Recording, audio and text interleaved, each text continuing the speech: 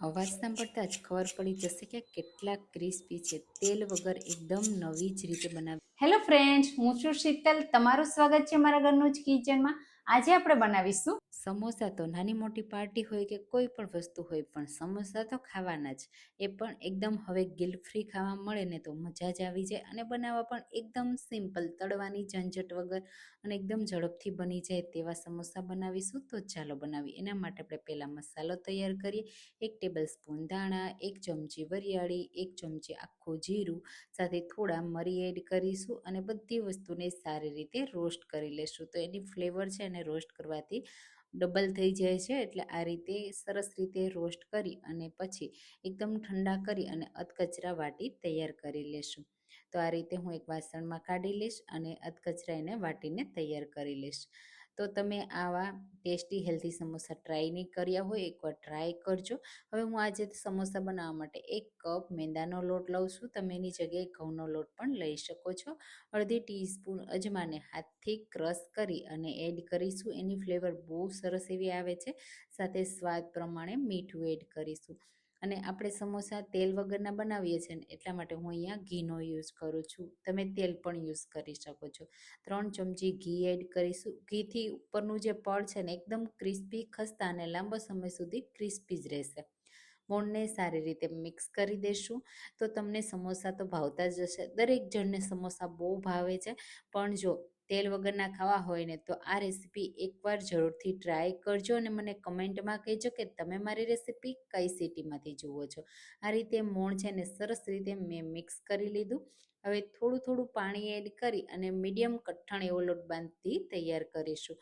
તો સમોસાનું પડ છે ને એકદમ પરફેક્ટ બને ને એટલા માટે આપણે નરમ લોટ નથી બાંધવાનો. તો આ રીતે થોડું થોડું પાણી એડ કરતું જવાનું, મસળતું જવાનું, એટલે પરફેક્ટ લોટ બંધાશે.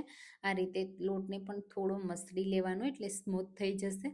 આ રીતે તમે જુઓ, સરસ લોટને મેં મસળી લીધો ને લોટ બંધાઈ તૈયાર થઈ ગયો. હવે આ લોટને આપણે થોડી વાર માટે રેસ્ટ આપી દઈશું. જો ટાઈમ હોય ને તો 10થી 15 મિનિટ પણ આપી શકાય. હું 10 મિનિટ આપું છું. ત્યાં સુધીમાં આપણે મસાલો કરી લઈએ. એના માટે 4 નંગ બાફેલા બટેટાને મેં થોડા મેશ કરી લીધા છે. અડધા કપ ફ્રેશ લીલા વટાણાને મેં બાફીને લીધા છે. સાથે તીખાસ માટે લીલી મરચી, આદુની પેસ્ટ એડ કરીશું અને ફ્રેશ લીલા ધાણા બહુ સરસ એવા લાગશે. સાથે જે મસાલો તૈયાર કર્યો છે ને એને આ રીતે એડ કરી દઈશું. અને હવે મસાલામાં લાલ મરચું પાવડર, થોડું ધાણા જીરું પાવડર જો તમને ભાવતું હોય ને તો, અને સાથે થોડો ચાટ મસાલો અને આમચૂર પાવડર એડ કરીશું. તમે અહીંયા લીંબુનો રસ પણ એડ કરી શકો. થોડી હું ખાંડ પણ એડ કરું છું.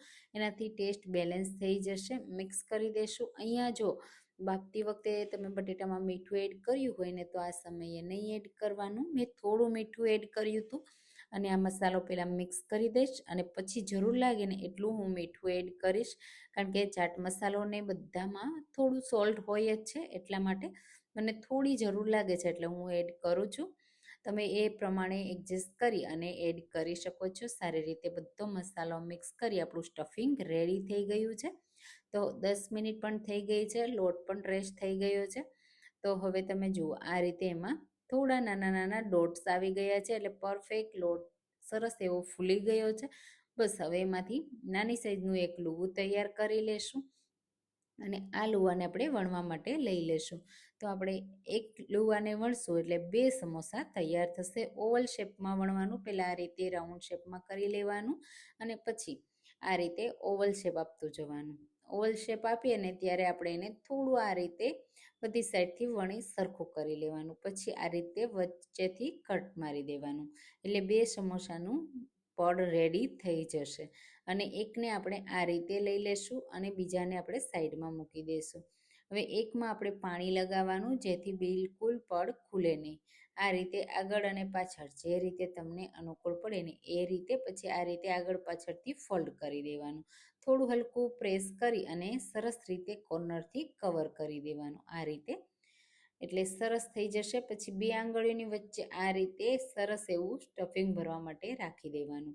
પછી તમને ગમે ને એટલું સ્ટફિંગ ભરવાનું. તો 1 થી 2 ચમચી જેટલું સ્ટફિંગ આપણે ભરીશું.